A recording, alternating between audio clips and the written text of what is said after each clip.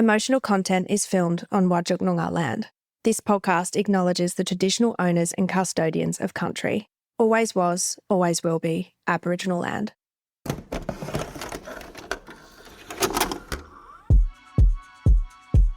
Come for the stories, stay for the connection. I'm your host, Amy Jane Brand, and this is your weekly dose of emotional content.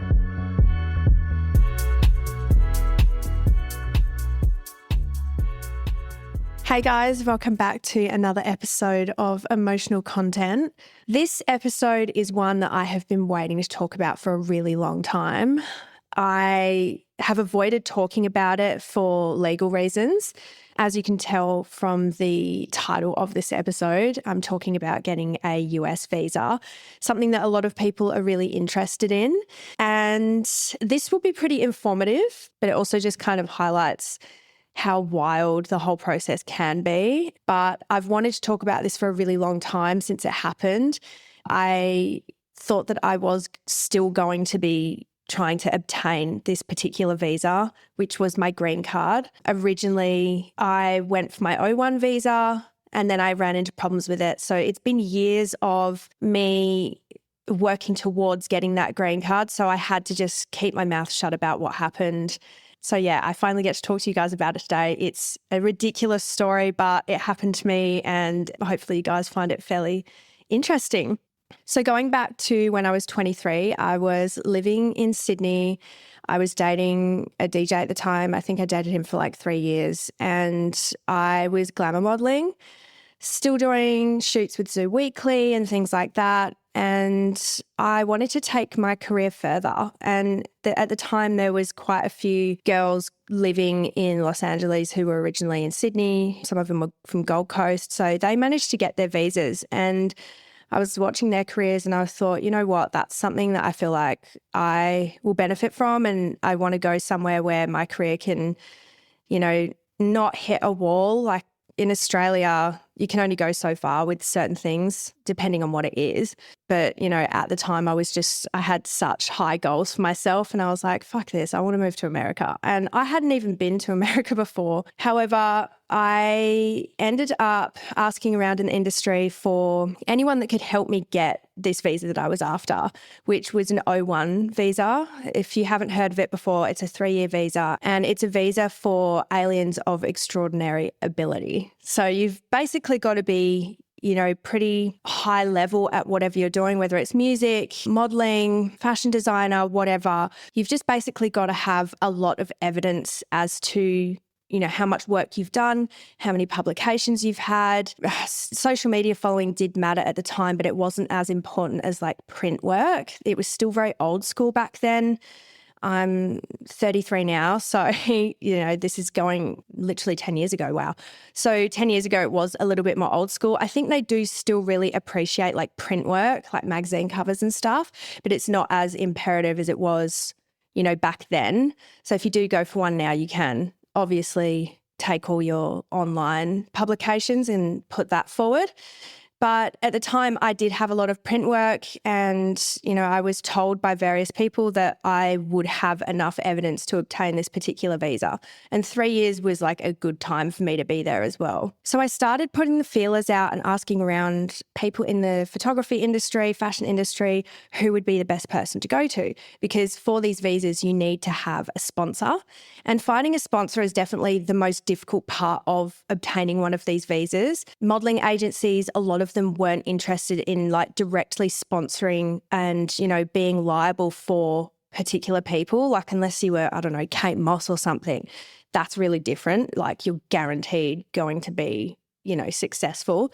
But there was a lot of agencies, that I talked about signing with and they still weren't able to put themselves forward as my sponsor. So it was quite difficult at the time. I wasn't sure who to go to. And when I was asking around, there was this guy's name that kept, coming up and he was in Miami. I wanted to live in Los Angeles. Miami's cool, but it just wasn't where I wanted to be at all. So I ended up booking a flight and actually meeting this guy. We had a meeting. There were quite a few red flags, if I'm being honest, looking back. I wanted the visa, but yeah, this guy was, I'm definitely not naming names, but he was pretty creepy. way too flirtatious. I just kind of was like, whatever, like I'm just going to have to deal with it. Like my boyfriend at the time came with me and met him too and was like, yeah, he's a bit of a sleaze, but whatever. That just, I don't know, I guessed that was just like his vibe. So I just bypassed it. Red flag as fuck. I should not have bypassed something like that. He also commented on my weight and said I should, look at losing some. Mind you, I was a size extra small, size 6 Australian then. So it's a bit heartbreaking thinking back that I thought I was so big then. And then there was multiple instances when I was, focusing on the fashion and glamour industry and modelling. The amount of times I got told to lose weight was ridiculous. And looking back at old photos of myself, it's just like so sad that I never appreciated the body that I had back then. Anyway, whatever. This isn't episode for that, but, it just highlights the type of things that just flippantly get said to you in that industry. I know times are changing now, thank God, but man, when I started, it was just relentless with that type of thing. It was still giving like 90s heroin chic vibes. Like I'm just really happy that things have changed now. So obviously he was really creepy, and then the guy gave me a rundown of what the process was, got me to sign some paperwork, which basically said that he takes like a really small cut of what I make because that's what sponsors do over there, hence being liable for, you coming into the country. It's just kind of the price you pay for it. And he said to me that I'll have to start paying installments for him to start doing the process of the visa for me. I trusted this guy because he ended up getting, I think it was like 4 Aussie models. I'm not going to say their names, but there was 4 Aussie models at the time that were a bit older than me. I was watching their careers, and this is the guy that got them visas. So I was thinking, look, these girls have visas. Like it should be fine, right? It should be sweet. They're thriving. They're living their best lives over there. Like I'm going to be fine. Not that I ever spoke to them directly, but yeah, I was, shown proof that he was the one that got their visas. And the reason why I found out was because of mutual people that they knew. So I felt pretty confident. Anyway, I ended up going back to Australia and I started sending this guy these ridiculous amounts of money, like installments. And back then as well, I don't know what the USD conversion rate is right now, but it was almost double then. So I was getting slogged thousands of dollars and I was paying like monthly installments, thinking that, this visa's getting put through. And then he said to me, you know what? It might be best if you come over and, start living in Los Angeles. If you've got some money behind you, come over, start, making connections, networking, do some free shoots. And of course, when he told me that, I was like, oh, it should be totally fine. I honestly didn't think anything of it. Like, call me naive, 23 years old, but I was just so keen to get over there. And I didn't really spend much time in Los Angeles when I went for that first trip. I went there, I think we went to Vegas, went to Miami, came back. It wasn't that much time spent in LA, which is kind of stupid, seeing as I was about to relocate my entire life there. But I was just like, oh, whatever. It's just like the movies. It's the place to be. I was just like in that, I want to be in LA bubble. I was determined. I'll give myself that. So this whole time I'm believing that my visa is being processed. Anyway, a few months later, I decided to sign a lease in LA. I found this place in Hollywood. It wasn't West Hollywood. West Hollywood at the time was where I would have loved to have been, but Hollywood was a little bit more affordable. If you've been to Hollywood, I was living right next to the Roosevelt Hotel, which is iconic, and they did have some really cool parties at the time. And it also had a 24/7, literally 24-hour burger joint next to that. And then it was my apartment. And it was on the corner and it was on the Hollywood Strip, like, the Hall of Fame stars on the floor kind of thing. So I was so excited. I was like, I've just signed a lease. To be honest, I found out later that these people never should have let me sign a lease without a visa, but they just let me do it. And this was all online. I found this place. I was like, this looks good enough. It was a 1-by-1. It came with a fridge, dishwasher, the whole lot. It was awesome. So I signed this lease, and a couple of months later, I was living in Los Angeles. I'll never forget when I first flew in. I had a bunch of my bags packed. I packed like 3 full suitcases, large suitcases. And then I was getting my boyfriend at the time to bring more of my stuff over each trip that he had. So we were kind of doing long distance. His original plan was to live in LA as well. So he was working on his visa. So I spent my time living there on my own mostly, and then he would come and do visits. So we're talking 23 years old. I had just moved countries on my own. This was after me moving states on my own, only 2 years before that. So I was really ambitious. I mean, I still am, but looking back at it now, I'm like, would I move to a different country on my own? Probably not. But I had balls then, man. Like I look back at it and I'm like, it's pretty cool. Like I'm proud of myself for doing it. Anyway, the first day that I got there, I flew in, I had my bags, I was in an Uber, pulled up on the Hollywood Strip, looking around. I was like, oh my God, I'm here. It's pretty dirty. There's quite a lot of homeless people. There's people screaming across the road. There's people fighting. There was like a lot going on. Didn't smell particularly great. And then in the broad daylight, so it's sunny. We're talking like this is the morning. Good morning, America. I've just landed. And there was a homeless man holding on to a traffic light with his pants down, taking a shit on my street. It might as well have been on my doorstep of my apartment building. That was my welcome to America. I mean, I should have realised in that moment, I was like, wow, okay, that's a sign. It was a sign that this was not the idea that I had from the movies. So I feel like America is made to look very different. If you've never been there before, it does look very different in the movies. And I was totally unaware of what I had just moved into.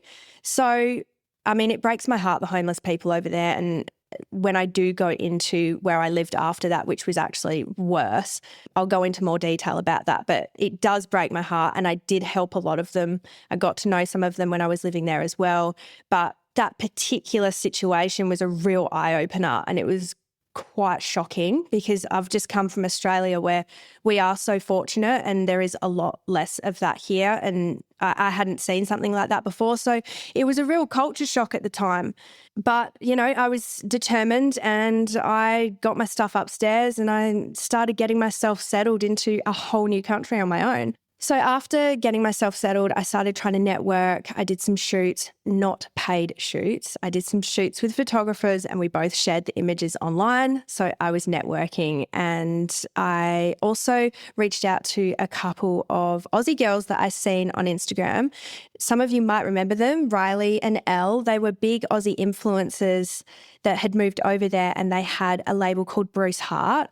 I'm still friends with them today. They are beautiful girls, and I don't think I would have managed living in Los Angeles without them, especially at that time. They were going through their own shit at the time as well. So it was kind of just like ended up being us three. And then I met a couple of their friends, and they had a lovely group of American friends as well. So those girls are amazing too. One thing that I will say too is, you know, 23 years old and having enough money to just move over to Los Angeles on my own, I actually sold the house that I had originally owned with one of my exes back when I was 18. So I inherited money from my dad when he passed away, and I put it into a house and built that. Anyway, I ended up getting bought out by his family. So I ended up finally getting that money. The first girls that I mentioned that got visas through the same sponsor, I reached out to them and they basically just ended up turning their backs on me and didn't want to have anything to do with me, which was really upsetting at the time because I was trying to make friends, I was trying to network, and I really wanted to get to know them because their journey was similar to mine. But looking back, I think that there was a little bit of like feeling threatened because I was significantly younger than them. And I guess, you know, maybe they saw that as a bit of a threat within that glamour modelling industry. I was looking at trying to get future work once I did have my visa as well with like Monster Energy and stuff. And one of them did work for that company, and kind of that stopped me from getting work with them. So yeah, I was pretty hurt by that at the time. They definitely weren't girls, I have to say that. So yeah, that kind of sucked. I was really looking up to them in their careers too because they had done a lot of work with the same magazines as myself. So yeah, I got pretty barred from them. It was pretty secluding. And it's just another reason to show that I literally wasn't getting work at that time. One of my biggest goals over there was to shoot for Playboy. I blame girls of the Playboy Mansion wholeheartedly for that. I actually ended up doing a test shoot for them and it went pretty well. I mean, there was a couple of things like the fact that I forgot to shave downstairs, and I went in, I think I was rushing that day and I was like, I'm going to do a test shoot for Playboy. I like went to the headquarters and I was like, I was just in awe of the whole thing. I was so excited. And stupid me, I don't know why, that I thought that I would be doing the test shoot in my like lingerie, but I ended up doing it nude and I hadn't shaved downstairs. And like these are high resolution cameras and I pretty much had a bush. So I did not think about it at the time. And it was so stupid when they're like, okay, like you get undressed. And I'm kind of just like choked up standing there being like, oh my fucking God, I haven't shaved. I was pretty confident otherwise. Like obviously if I'm going to shoot for Playboy, like I know I'm going to get naked, but I just didn't think the test shoot was nude. So stupid of me. But yeah, they were my kind of goals at the time. It's like, I was doing test shoots, but I wasn't able to go any further with that because I didn't have my visa and they told me that. So there was a lot of things roadblocking me and I think I just wasted my time and money even being there in the end because I made nothing while I was living there. I just partied and made friends with people. So while I was there, I made sure during this whole process of sending this guy money and thinking that I'm like going through the whole system and filling out paperwork, I made sure to always leave the country every 3 months. So with the Australian ESTA visa waiver program, you are allowed in and out, but you have to be going back to, your own country every 3 months.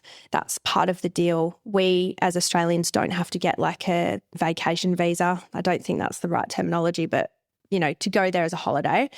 So I was on the visa ESTA waiver program like most Australians when they come through. And in that year of being there, I think it was just under a year, I had made sure to leave every 3 months. Unfortunately, the last time that I left the country and then re-entered, I was red flagged. When I say red flagged, this is what happened. So I came into customs, my usual, thing coming through, show my passport. I have to go through the whole process as everybody else. But mind you, I'm thinking that soon I'm going to have a visa. So I'm just doing what I'm doing, totally unaware of what's about to happen. I put my fingerprints in. He asks me some questions. And the fact that I had been in and out so much was a bit of a red flag for him. So he called an officer over and he said to me, look, I'm going to get you to go for extra screening in second phase and then you should be able to come through. So I went into second phase, escorted by an officer. They take me through. There's signs everywhere. It's like a whole bunch of seating with other customs officers behind like plastic booths. And you sit there and there's a whole bunch of signs saying don't be on your phones. I had been in there for about an hour and I know that my family was always wanting to know once I had landed, and if they hadn't heard from me, that was going to be a problem. So I sneakily tried to send my mum a text in my bag. Anyway, they caught me and they ended up confiscating my phone off of me, which was wild because I was like, fuck, I'm not arrested. Like, I've been arrested before. That's another story. But that was, it was just bizarre. I'm like, why are you just confiscating my phone off me? Like, I'm not a child. That's weird. Anyway, I went and I sat down. I got my name called up. They take your passport off of you and they put it on a back wall and you have to wait for them to just grab one and then they call your name out to speak to you. That is what takes so fucking long. Like, you could have been there for so long and they just won't even like pick up your passport and you're there for hours. That's why it's not actually in order of when you came in, which is infuriating and like it just holds everything up. It's fucked. Anyway, I go and I sit down with this officer. She was just, look, all the officers are pretty grumpy in there. I'm not going to lie. They're all pretty aggressive and not very friendly. And it's kind of like guilty until proven innocent in their eyes. So sat down, spoke to them. They asked me all kinds of questions. They ended up going through my social media. So this is where you should take some notes if you are applying for any kind of visa. When I was in America, I didn't realize this is a problem. However, I had in my bio, in my Instagram, Aussie living in LA, a few palm trees, cute little American emoji flags. Anyway, I had no idea that was completely illegal. On the Visa ESTA waiver program, you are not allowed to state that you are living there. So that was red flag number one against me. Then I'm chatting to them about like why I'm coming in and out, what I do for a living. Saying model was probably the most stupid thing I could have done. Again, absolutely unaware, just being totally truthful. I didn't know what I should and shouldn't have been saying. And they basically ended up just treating me like I was a prostitute, which was fun. They asked how much money was in my bank account and I had to show them, which felt like a real invasion of privacy. But again, I don't know, there's a grey area as to what they get away with in there. And because I didn't know my rights, that's where they get to really just push the line with things. Maybe they can ask how much is in my bank account, but like physically making me show them, I don't know. I feel like you could probably ask for a fucking lawyer. So at that point, I showed them and I had a significant amount of money because I had sold the house. And they were questioning me about that, where I get it from, and then they saw that I was doing photo shoots, all that type of thing. They ended up saying, look, we are going to take you back, which means you are arrested. And that's considered third phase. So I went back there. I had my shoelaces taken out of my high top Converse. Can you imagine trying to walk around, flopping around with these fucking Converse with no shoelaces? It was ridiculous. Anyway, so they took my shoelaces and then they asked for the passcode to my phone. This is where I didn't know my rights. I had no idea that I could have turned around and said no, but I was just trying to be compliant because I wanted to get into the country. I had an entire apartment full of my shit and I was terrified I wasn't going to be able to go back. So I kept telling them at the time, hey, I have a visa that's being processed at the moment. This is my sponsor's name. These are the details, blah, blah, blah. They kept saying to me, okay, if we can find you in the system, then we'll be able to verify everything. At this point, they had also gone through my luggage. I'd also just bought over in this trip because every time I was coming back, I was bringing more of my stuff, right? So I also had my DJ equipment. So I had 2 CDJs and my mixer in a carry case, like a road case. And they decided to take it upon themselves to not only go through that with a fine-tooth comb, but unscrew it to look in the back as if I am hauling drugs into the country through my decks, which is just, I'm just standing there watching them rip apart my expensive equipment. And they went through, this was the worst part. Obviously, they're going to go through my luggage, right? At this point, if they're going through the decks, they're going through my luggage. I was in a long distance relationship and during that trip, we had spiced things up a little bit and I had some, what they considered inappropriate stuff in my bag, which didn't help my case being a prostitute. I had a mouth gag, I had a dildo, I had vibrators, I had handcuffs, the whole lot. Also, I had a whole bunch of lingerie, but this was from me doing glamour shoots. So I genuinely was bringing a whole bunch of like my styling stuff, which was all my bikinis, all of my lingerie. I wasn't a sex worker at that point. I had stopped stripping. So it was like, it was kind of funny, but it also wasn't. The other thing that happened that was really stressful, and I hated that, is I obviously ended up giving over my passcode for my phone and I had 2 male officers take my phone, put it into a computer. And, when I was just in that trip that I had just been to in Australia, seeing my ex, we had taken some videos and stuff, photos, whatever, inappropriate shit that they shouldn't have been looking at.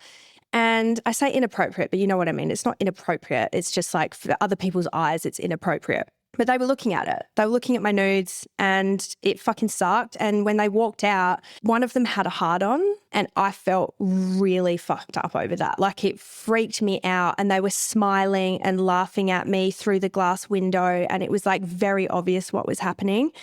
And there's no one I can talk to about, as I said before, the grey areas. There was no one I could talk to about what was appropriate and what wasn't. The other thing that was really stressful was I couldn't go to the toilet on my own. They had to handcuff me, walk me to the toilet, and then stand outside the toilet while I used it.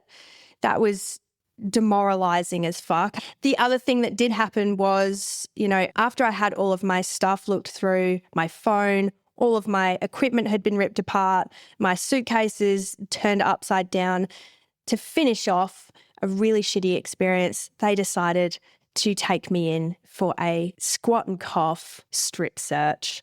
If you don't know what that is, it is where you have two female officers in a cold, sterile, stainless steel, seated room. They make you take your clothes off, and then you have to put your hands up on the wall, squat down and cough while they check your asshole for drugs. That happened.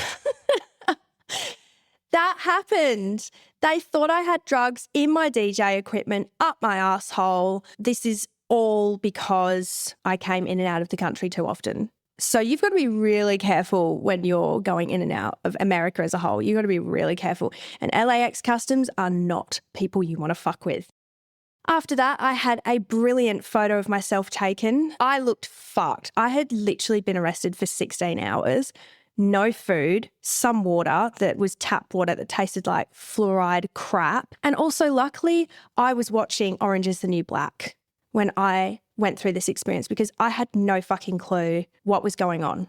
When it came to the squat and cough, that was territory I had not been near before, but I have now. I can say I have been strip searched and had my arsehole checked for drugs. And then after that, to finish everything off before they had decided that I was a prostitute and I'm not allowed in the country, they took me in for questioning in front of a camera. So it was being recorded, two officers asking me really ridiculous questions. I think they were trying to get a reaction out of me because they asked me about my parents and I said my dad had passed away when I was younger, and they asked me something, I cannot make this shit up. They asked me for proof if I had his death certificate, which this is what I mean. Like, they can get away with saying the most outlandish shit. Like, who the fuck in their right mind is just carrying around a laminated death certificate? Like, are you okay? So that was fucking wild. And I didn't crack. I didn't cry. I was more shocked by the whole thing. The worst part about this whole thing is after that, they decided that I was a prostitute and I wasn't allowed in the country and I was to be deported back home. Reason being, drum roll, I wasn't in the system. I was not in the system anywhere, and they had never heard of this guy's name who was doing my visa. Like my application. They have never seen my name in the system for an application of a visa. And it dawned on me, and that's when I started crying. This motherfucker has been taking my money and has literally scammed me. I never had a visa in the process. And he had scammed me thousands. We're talking like almost 20K.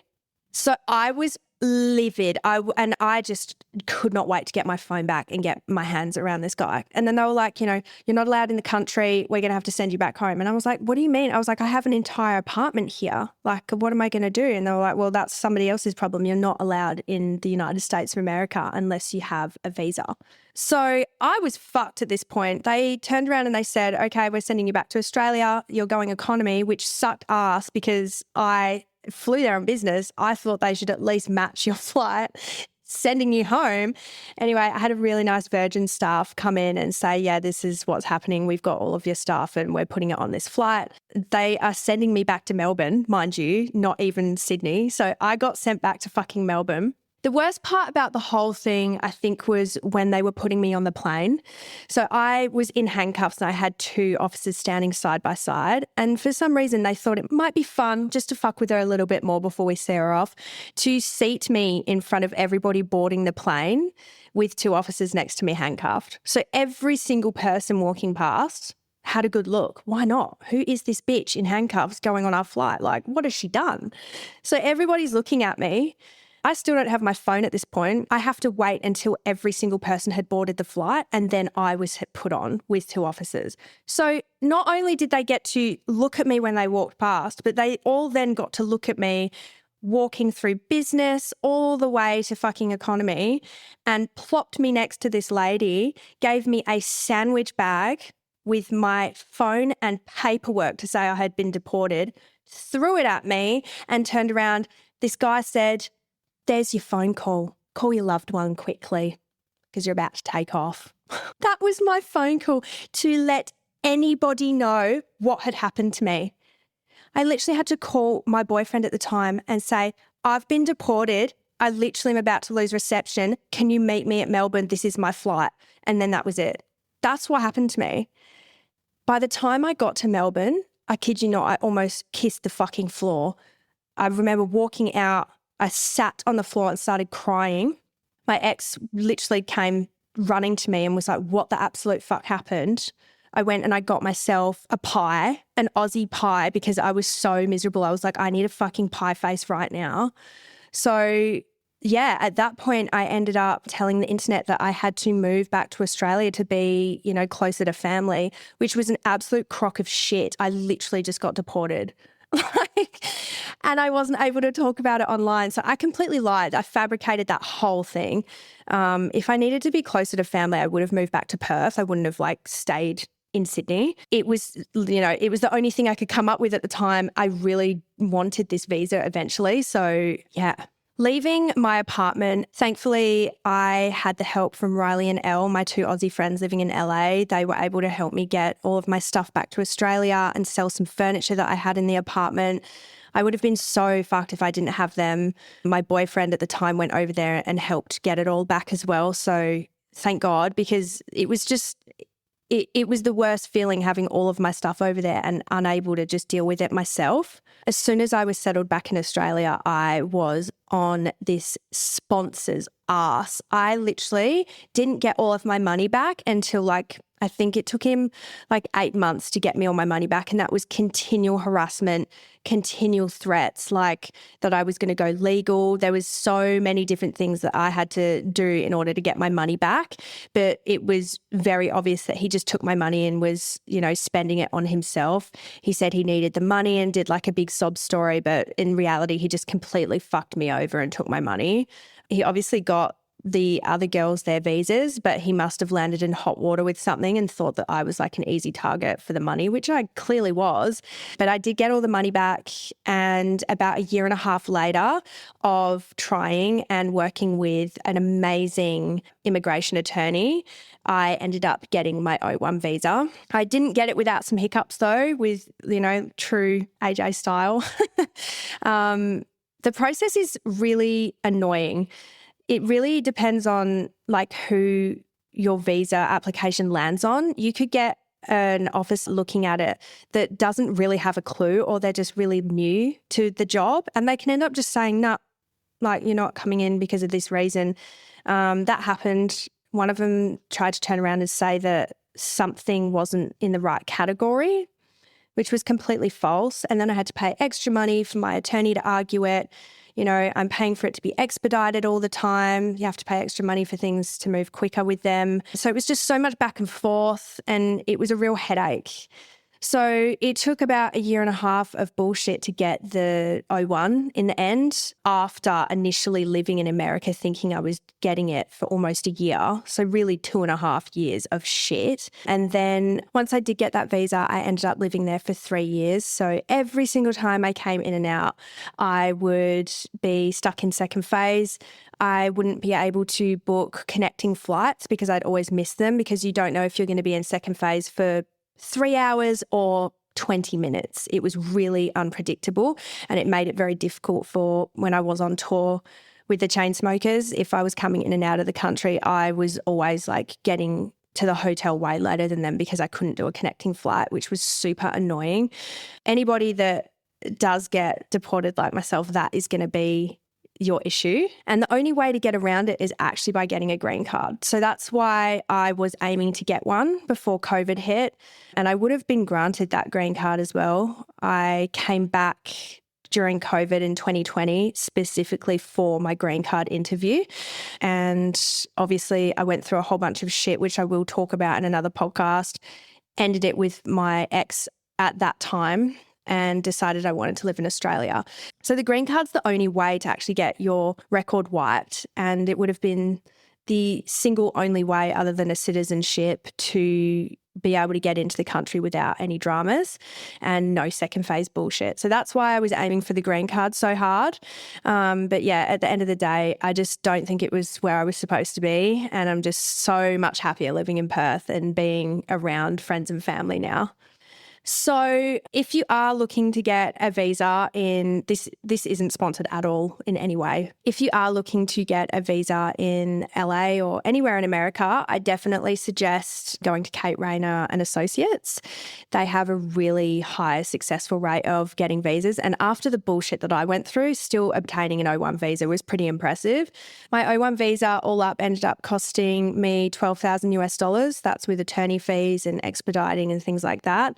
And my green card process was around $15,000 US. So yeah, I spent a lot of money on visas and attorney fees, but yeah, I definitely would never attempt doing it without an attorney. If you're applying for a visa, just be very realistic about what your qualifications are, if it's an O1 in particular, because there are just so many things that they ask for to, even down to like recommendation letters. You also have to get people that are vouching for you for work over there. They're going to be like, hey, we're going to hire her for this job and this shoot and pay her this much money on these dates with this company. So it was lucky that I knew so many brands over there at the time. Going over there and networking definitely did help. I think Americans take you a lot more seriously when you are face-to-face talking to them. But yeah, I definitely think you just need to be quite realistic about that visa and just be aware that it can be a total pain in the ass. Another fun fact is I actually can't go over to the country now. Like I wouldn't be able to just go over there for a holiday. I would literally get sent back, and I have been permanently banned from the ESTA visa waiver program. So for me, I actually have to apply for a visitor's visa, which is what a lot of other countries have to do because they don't have, the visa waiver program. So yeah, that's what I'll have to do if I want to go over there again. And I think that's what puts me off going back. There's a lot of other reasons that put me off going back, but that in particular is just not something that I want to be dealing with because it's going to give me PTSD going into second phase again. I mean, it got to a point where the officers literally knew me. And even though they knew me and my situation, they just they ended up being pretty friendly in the end because I had gone in and out so much at LAX, but they still made me go through the same bullshit. So yeah, that's that. Look, if you are trying to get a visa, just do everything by the book. Do everything by the book and research everything. Use ChatGPT. If you need information on visas, definitely use that tool. But yeah, thank you so much for listening to this episode. I've wanted to tell it for a really long time. It's quite a funny story now, but at the time it was just it was the worst time of my life. And even the word visa is just I just hate hearing the word visa because it was such a shit show. But I'm very happy here in Australia and I'm exactly where I need to be. And life just, took me to America. I came back and I just appreciate everything so much over here now. So I love you guys. Thank you so much for listening. If you loved this episode, please share it around and let me know what you think. Hit me up. Let's chat. I love you guys so much and I'll see you in the next episode. Mwah. Thank you so much for listening. If you enjoyed the episode, please give it a share. You never know who might need a little emotional content in their life.